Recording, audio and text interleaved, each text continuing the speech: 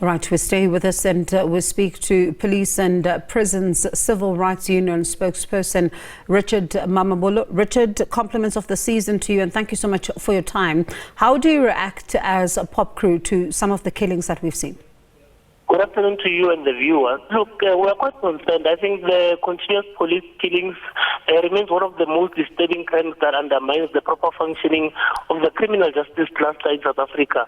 You know, police officers have become targeted victims of the worst crime, with attacks escalating from time to time.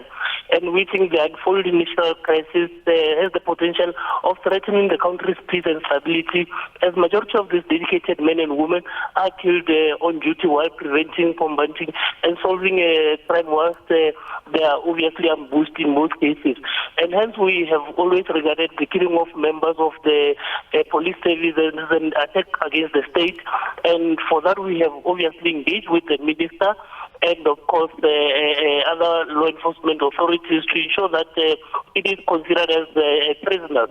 Now we have held our policing in Indaba just 2 years ago, wherein we had started discussions about what kind of mechanisms or programs should be implemented in combating this. But of course, some of the challenges have obviously been related to what the previous speaker has been speaking about in terms of the resource allocation, you know, the uneven allocation of resources among officers, and of course the declining staff complement, whereas you have a growing population which is currently standing at over 62 million. So those are some of the engagements that we're having with the minister and the commissioner, and we are hopeful that through this we will ensure that as and when police officers go out to respond to calls, distress called by communities, they actually ensure that they've got more numbers and they've got more resources to ensure that they are not ambushed. In fact, in most cases when police officers are attacked, they are attacked for their firearms, and sometimes for the cases that they are investigating. As you would have seen the latest trends, they demonstrate that some are killed while off duty, while some are killed when they are on duty. Yeah. So those are some of the discussions we are taking forth.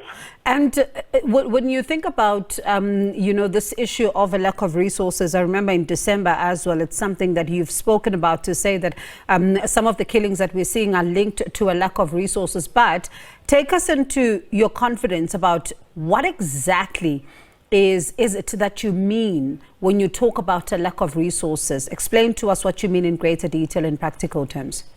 Yes, look, there are uneven allocation of resources. You go to a police station which is based in either a township or rural area, you find that there are only 4 police officers working on a night shift. And the vehicles, for example, some of them have been serviced for over 6 months.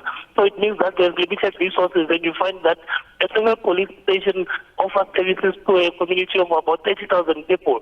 So it does not become easy for police to respond to all these incidents.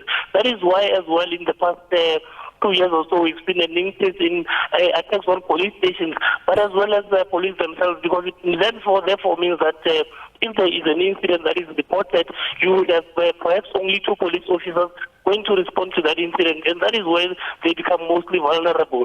So those are some of the challenges that we think they need to address. When you compare the situations that police stations within rural and township areas have compared to those within affluent areas, they're quite different really. And that is where we think more resources should be channeled. Unfortunately, you know, as the president had committed during his maiden State of the Nation address during the 6th administration, was that we would have violent crimes by half within the next decade. But however, you found that as much as that might be the commitment, you had the Treasury continue to cut down on budgets. And of course, these cost containment measures and the austerity measures that have been implemented recently have got a negative impact on capacitating the police. So, and in as much as we've seen for the past 2 years that there has been an increase of around 10,000 police officers on an annual basis since COVID-19, you also equally have about 6,000 police officers resigning from the police service on an annual basis. Therefore, meaning that the actual increase would be around 3,000, and that is not sufficient enough. And of course, the person who was speaking before you did indicate that, you know, there are challenges around training and all such things, and we feel that we need to obviously ensure that we've got consistent training as it relates to criminal patterns and behaviors, because they do also change from time to time. So those are some of the actual issues that we have been engaged with the Minister of Police around.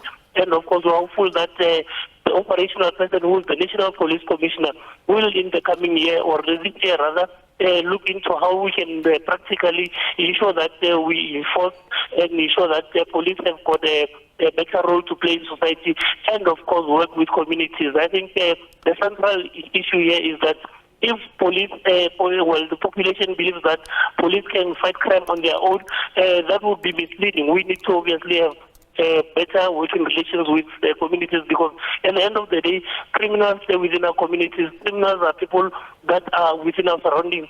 And if communities work better with police, we believe that we can get some of these incidents. So, Richard, what does it mean then? Because when you read the National Development Plan, which is Vision 2030, and some have said that, this may not be attained, but it does speak about modernization and technology and the fact that it should be prioritized in order to ensure that it prevents and also fights crime. So if we're still talking about personnel and people that are needed in terms of boots on the ground, what then are we to make of the technological advances that should also be made? Yeah, look, the Vision 2030 is an ideal thing that should happen, but otherwise it would obviously need to be complemented with sufficient funds. And of course, if we do not have those sufficient funds, ultimately we cannot achieve that. It's only in certain provinces where you think technological advances, mainly Gauteng, for example, but that of course is not enough in itself. But of course, you would consider that you've got a bigger and a greater population here. So it's mainly about decision making as it relates to what the Treasury decides into what should happen with the need to reduce crime. Investors, for example, would not want to come and invest in a country or in a province wherein the crime rates are quite high. And that is for one of the things that we've been obviously pushing the minister to look into, how they can make legislative amendments, and of course they have influence within the bodies that would determine the allocation of budgets to ensure that there is sufficient resources to ensure that the police are capacitated. So before I let you go, there is that letter that is recent from the police minister that says that all appointments when it comes to intelligence be frozen. I'm sure you've seen those reports. What does Popcru make of that? We are still analyzing that, because I think for one, what we want to see, of course, we would not want certain decisions to be made without necessarily having comprehended what they would mean. But as well at the same time, we are of course concerned that if you are then taking more time to actually appoint new members and actually ensure that there are more resources channeled towards ensuring the staff capacity, that would as well have a detrimental impact on the SAPS in the long run.